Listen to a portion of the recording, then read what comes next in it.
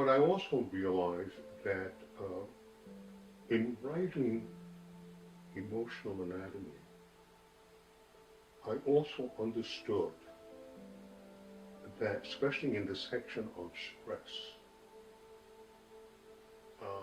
in which, in this, stress is a very interesting um, topic, because Segi understood the general pattern of alarm that precedes any specific breakdown.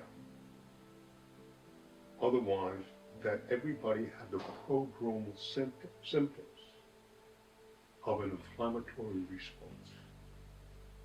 And I also knew that an inflammatory response has very specific stages that it goes through, which I talked about in the book, the sort of the swelling, heat, pain, the redness events, and then how you went from a very active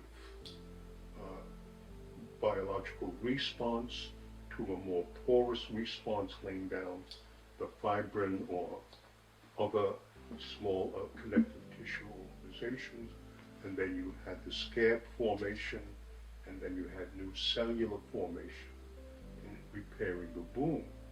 And you could say that that was the reparation of a wound, an injury, and the response to an injury, but it's also how the organism develops over time. So then I understood that. So I linked that inflammatory response as a general pattern to forming something new, which meant active, and not necessarily inflammatory. But so then I could make, say for instance, in the skeletal mechanism, I could all of a sudden, hey, wait a second. If inflammation is an emergency response to something that is meant to be investigatory, or what is it?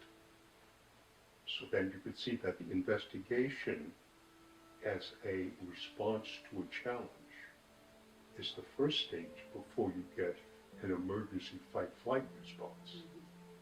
So in that sense, that began to think about